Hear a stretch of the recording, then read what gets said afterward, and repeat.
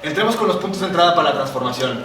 Este es un mapa del área metropolitana de Guadalajara y hay unas cuestiones que siempre discutimos de los cinturones verdes de la ciudad, de la producción agrícola y demás.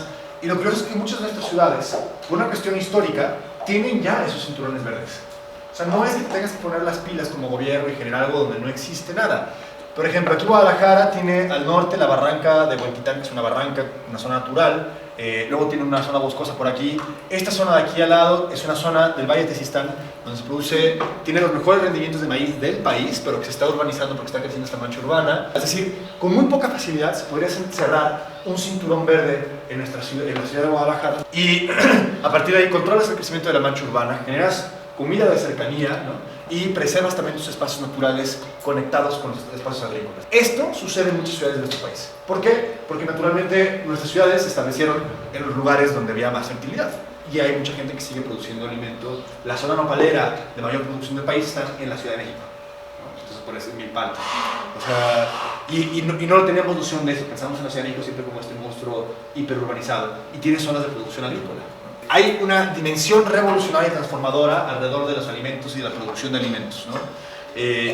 Su forma de producción es clave para determinar si va a ser un elemento que va a abonar al cambio climático con mayores emisiones de gases de efecto invernadero por el uso de agroquímicos, por la erosión del suelo, por un uso irresponsable del agua, ¿no? O si va a ser un sumidero de carbono de CO2, porque las plantas consumen CO2, ¿no? Y que va a ayudar a regenerar ciertos ciclos, que va a ayudar a cuidar del suelo, ¿no? Y su distribución genera si estamos haciendo alimentos para alimentar a las personas o estamos produciendo mercancías. Hubo un momento en el capitalismo moderno que se determinó dejar de producir alimentos para empezar a producir mercancías. Las berries de Jalisco, y de Guanajuato y de Michoacán, no sabemos si se las están comiendo, pero no importa, porque el modelo obliga a colocar un producto, que son berries, porque lo que importa es un esquema de negocio. Y estás utilizando el suelo arable, estás utilizando lugares que le darían de comer a la gente, pero para producir un producto, una mercancía. ¿Cuál es el legado químico? Más uso de agroquímicos va teniendo un menor retorno. Esta gráfica pone en verde el total de los fertilizantes utilizados por hectárea y abajo en la línea azul tenemos las hectáreas trabajadas. Entonces, sí estamos teniendo un incremento en hectáreas trabajadas, pero el incremento que estamos teniendo en el uso de agroquímicos es mucho mayor. Cada vez te tienen que poner más agroquímicos para que puedas tener los rendimientos que estabas teniendo en un principio. Entonces es un ciclo de no acabar y estás teniendo una filtración de los químicos que se utilizan en la agricultura al subsuelo, que también están generando otros efectos, los que se llaman los bucles de reproducción positiva, ¿no? Que una mala decisión genera un impacto mayor, que está generando un impacto mayor, y particularmente México fue parte de lo que se llama la Revolución Verde, que suena muy bien y suena algo que queríamos que sucediera ahorita, pero no. En la Revolución Verde fue esta idea de podemos generar zonas productivas donde no las hay a partir del uso de agroquímicos, ¿no? Y naturalmente el uso de los agroquímicos está llevando a la pérdida de suelos, que es algo que nunca tenemos en mente. El suelo es un recurso natural que tenemos que conservar, que sí es renovable, pero no se está renovando a la velocidad que lo estamos degradando. Hay una estadística que dice, por ejemplo, de Inglaterra, que le llaman el peak soil. Así como hay un peak oil, un punto del petróleo donde se acaba, hay un punto del suelo donde se acaba, y se lo pronostican en Inglaterra en 60 años por sus prácticas agroindustriales. Ahorita, actualmente, la industria agrícola produce el 57% de los gases de efecto invernadero. Cuando, de nuevo, estás produciendo plantas, podría ser un espacio de sumidero, pero estás utilizando agroquímicos generándola que genere los gases de efecto invernadero. Y encima de todo, es que estamos gastando cada vez más, especializando cada vez más, industrializando cada vez más la agricultura, y por primera vez en décadas tenemos un incremento del hambre en el mundo. Y estos son datos de la FAO. Entonces, estamos produciendo más alimentos, nos está costando más producir alimentos y no estamos logrando abatir el hambre en el mundo. La FAO, incluso después de muchos años de resistencia, está llamando a, ok, sí, necesitamos un nuevo paradigma basado en intensificación sustentable. Ahora, también hay varias mentiras que se alimentan alrededor de la cuestión agrícola. Creemos que la agroindustria, estos grandes cultivos gringos, mexicanos, de donde ustedes ven así de monocultivo, son lo que nos alimenta. En realidad, únicamente el 30% de los alimentos del mundo vienen de ahí. El 70% viene de producciones pequeñas, familiares, campesinas. ¿Por qué no nos alimenta la agroindustria? Porque de nuevo, la agroindustria no produce alimentos, produce mercancías. Si ponemos todo lo que produce la agroindustria en 100 sándwiches, 44 de estos sándwiches se van a producción de carne, no van a ir para consumo humano. 15 se van a perder en cuestión de transporte y almacenamiento. 9 van a ser para biocombustibles, otra de las grandes falacias tecnológicas del medio ambiente, biocombustibles. 8 se van a echar a perder en los hogares y solo 24% de lo que produce la agroindustria va a llegar a alimentar a alguien en los hogares, ¿no? Ese es el modelo, ¿no?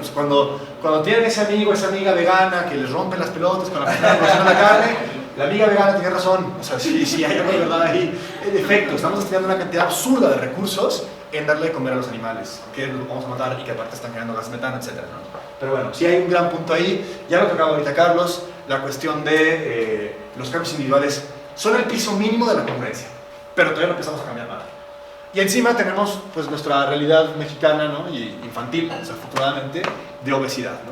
Hay estándares de metas de reducción de obesidad infantil y adulta y van incrementándose, ¿no? Entonces, eso es lo que nos habla de una comida de menor calidad y peor distribuida. Bueno, ¿qué tan importante, más allá de esta crisis que les acabo de plantear de los alimentos, qué tan importante es pensar la comida desde los municipios? Y aquí me encanta hablar de un caso. La Comuna de París es un ejercicio fascinante donde los parisinos se levantan en armas, toman el control de su ciudad, empiezan a crear una serie de programas sociales que todavía son legado a la fecha, ¿no? El programa educativo que se generó en la Comuna de París en esos meses se siguió utilizando por años, por décadas, porque era tan bueno, porque era una cuestión comunitaria, de muchísimo sentido social, ¿no? Sin embargo, la Comuna de París tiene un gran pecado capital, que es nunca haber llegado a la gente del campo. Los desprecian. Incluso los textos que hay de los comuneros hablan de filósofos, hablan de maestros, hablan de todos esos otros tipos de oficios, pero nadie habla del campo rural, que además se le arroja como partidarios ¿cómo se llama?, del régimen de ese entonces. La Comuna de París ignora completamente esta parte de la subsistencia de la ciudad, ¿no? Y esto lo escribe un comunero: la comuna perecerá porque no ha llevado satisfacción a los sentimientos que son la base indiscutible del poder. Tragada. No hemos podido resolver la parte de la comida. Para cuando los comuneros se dan cuenta que no han resuelto su suministro de alimentos a la Comuna de París, es demasiado tarde. Y naturalmente empieza a haber hambre, entonces pierde la Comuna de París. Pero una de las razones por las que pierde no es únicamente el poderío militar que había afuera, sino que no logró satisfacer esto. Toda proporción guardada, vamos a Chihuahua, donde ocurrieron 3 días de bloqueos carreteros. Y en cuestión de 3 días ya no había comida en los supermercados. O sea, estas ciudades son muy vulnerables. Y no lo tenemos visto, pero sí puede empezar a ver lo que nos está pronosticando la emergencia climática, y entonces ahí sí vamos a llorar, porque no producimos absolutamente nada de alimentos, no tenemos garantizado nada en la cercanía. Entonces vamos a entrar a ver 3 ciudades. El Alto Bolivia es un ejemplo fascinante, porque en 2 ocasiones el Alto Bolivia es una ciudad que está en la parte de arriba de La Paz. Entonces, al igual que Chihuahua tiene muy pocas líneas de abastecimiento La Paz, que tienen que pasar forzosamente por el Alto. El Alto Bolivia en 2 ocasiones han estrangulado La Paz en protestas sociales. ¿Por qué? Porque es muy fácil cortar los suministros desde arriba, ¿no? Te bloqueo acá arriba y allá abajo te quedas sin alimento en cuestión de nada. La primera fue con Tupac Amaru, líder indígena, que entra y somete a las autoridades españolas en ese momento, y después fueron también grupos indígenas contra Carlos Mesa en 2005, que es la renuncia que tiene Carlos Mesa en ese año como presidente de Bolivia. Además de esta capacidad que tienen de estrangular a su capital, que les viene muy bien, tienen un programa de invernaderos caseros en el Alto Bolivia, que estamos hablando de más de 4.000 metros sobre el nivel del mar. Entonces, cuando pensamos, es que aquí no hay condiciones para producir en esta ciudad, están produciendo a más de 4.000 metros sobre el nivel del mar. Bueno, el caso es que en un sitio sumamente hostil para la producción de alimentos se generan estos invernaderos caseros, donde además se ha estado analizando desde el Instituto de la Papa que hay variedades de papa que ya están extintas en las zonas rurales, que sobreviven gracias a la producción agrícola en este tipo de iniciativas de invernaderos caseros, ¿no? ¿Por qué? Porque la gente que es rural se trae sus propias semillas y siguen produciendo papas que ya afuera, por la cuestión de la agroindustria, se han limitado las variedades, ¿no? Y están organizados a partir de los sindicatos. Entonces, punto importante para la producción de comida, aprovechar las redes existentes. Vamos a un caso que me encanta, me fascina, que es la región de Rojava, en Kobani. El gobierno autónomo de Kobani, esto es Siria, resiste un sitio de 135 días por parte de Daesh, también conocido como ISIS, nada más que no hay que usar la palabra ISIS porque les otorgan lo que ellos quieren, ser considerados Estado Islámico, y sobreviven un sitio, y en buena medida por las políticas que tienen de equidad de género y conservación ecológica, ¿no? Entonces aquí vamos a ver el análisis de la comida como un elemento revolucionario de resistencia, ¿no? Caso contrario de la Comuna de París, por ejemplo. Se conducen a partir de un modelo cooperativo de producción implementado con educación revolucionaria e instituciones autónomas, ¿no? Kobani está en esta zona, ¿no? Que son varios cantones, los que están ubicados en la zona del norte de Siria, de Rojava. Esto es mucho más explicativo del momento político que estaban viviendo. En gris, Daesh, ¿no? En amarillo, la zona conservada por los turcos, la oposición siria, el régimen sirio. El caso es que buena parte del área productiva queda bajo el dominio terrorista, que además destruyen los cultivos, destruyen los suelos, destruyen las fuentes de agua. 450 poblados que son lo que tuvieron que organizar, ¿no? Y se reorientan, al igual que lo que mencionaba con Tomás Sankara hace un momento, que ellos lo hicieron con la producción de algodón, aquí con la producción de aceite de oliva. Eso era lo que exportaban, un muy buen producto, de muy alto costo, ¿no? Que puedes mandar a muchas partes del mundo. Le dijeron, a ver, el aceite de oliva está muy bien, pero no nos van a dar de comer. Hortalizas, ¿no? Entonces hacen una sustitución de la producción de alimentos, además con técnicas agroecológicas, porque tenemos poca agua y la tenemos que aprovechar. Entonces generan una nueva dinámica de conservación del suelo, ¿no? Y obligan a la falta de agua a esta implementación ecológica de producción. Me encanta esta frase, que es particularmente potente, ¿no? Para alimentar a tu comunidad debes pelear por ella. Ibrahim era el panadero central de Kobani durante el sitio. El sitio más codiciado por Daesh para bombardear era la panadería central. Entonces había una sola centralidad de panadería que iban cambiando de sitio por cuestiones estratégicas, que era la que le daba de comer a toda la población. Entonces, sin la panadería, Kobani no hubiera durado los 135 días de ese sitio. Ahora, otro tema también, que es una cuestión de género, a diferencia de buena parte de las dinámicas de la zona, en Rojava se involucran a las mujeres en las labores productivas. Entonces, ¿qué generaste? De la noche a la mañana tienes 50% más de capacidad productiva. Y generas dinámicas distintas también, naturalmente, de reivindicación del papel y del rol de la mujer. En Brasil, en 1995, lo primero que hace Patrus Ananias, recién electo alcalde, es generar la Secretaría de Nutrición y Seguridad Alimentaria, la SMASAN. No va a tener otro objeto más que realizar la comida de nuestra ciudad. Esos flujos que hablábamos ahorita, ¿cómo llega? ¿De dónde viene la comida de nuestra ciudad? ¿A dónde se concentra? ¿De dónde se distribuye? ¿Qué zonas tienen más comida? ¿Qué zonas tienen menos comida? ¿Y qué índices tengo de desnutrición y de nutrición en mi ciudad? Y a partir de entender esa radiografía de la comida de mi ciudad, voy a empezar a hacer adecuaciones, voy a empezar a hacer políticas de experimentación para cambiar dinámicas sociales. Lo que empiezan a hacer una vez que entienden y de lo que les arroja este análisis, esta radiografía, es que naturalmente las zonas más pobres tienen menos acceso a comida fresca, natural, saludable, ¿no? Y lo que hacen es, bueno, vamos haciendo una vinculación de la producción urbana, de los huertos que se generan en escuelas, así los pequeños productores, con comidas escolares. Vamos a hacer un programa de comidas escolares, le vamos a dar de comer a los niños en las escuelas a partir de la producción que se genera en esos sitios. Entonces le doy viabilidad económica al huertito. A partir de esta política donde cerramos el ciclo, se cubre el 30% de toda la comida de los escolares con agricultura urbana. Además se hace un mapeo de la agricultura periurbana. A la fecha se calcula en casi 1 millón de personas los habitantes que han sido beneficiados por este programa. Y es precisamente el caso de Belo Horizonte donde es el programa que después se escala a ser Hambre Cero a nivel Brasil, que es este programa que logra sacar de la pobreza en 6 años a ser entre 20 y 30 millones de brasileños. Se atendió una falla de mercado. El mercado no iba a resolver este problema jamás, porque al mercado no le era útil ir a poner espacios de venta de productos frescos en las zonas pobres, no le era útil. Entonces, ¿qué es lo que hicieron?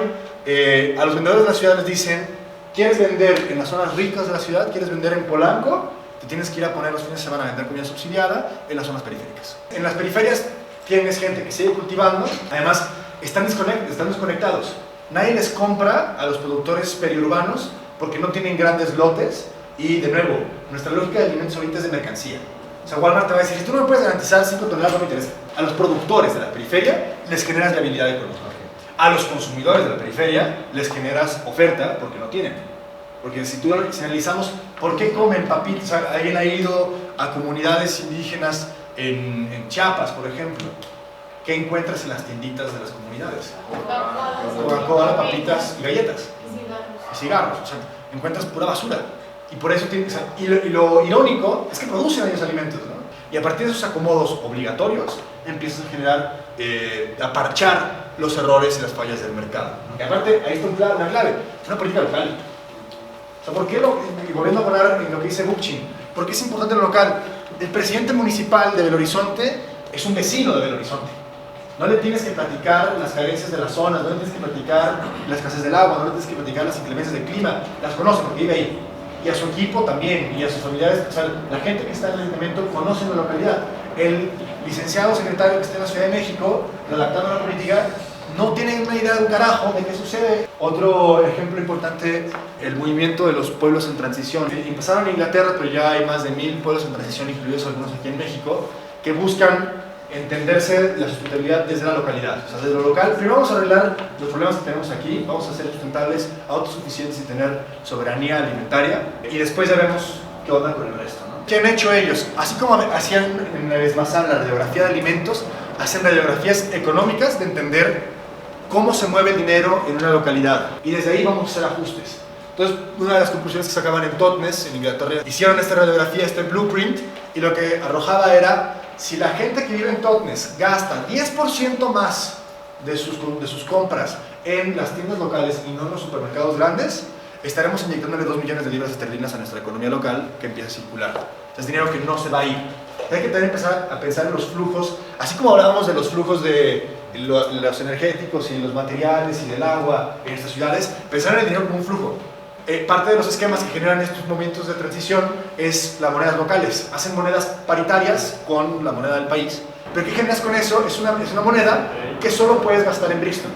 Entonces lograron que el ayuntamiento de Lambeth, que es el ayuntamiento de esa zona, le pague el 30% del salario a los empleados del ayuntamiento en Brixton Pounds. Entonces obligas a que los empleados del ayuntamiento compren el 30% de sus productos en la localidad de Brixton. Quería nada más tocar el tema de soberanía alimentaria o seguridad alimentaria, ¿no?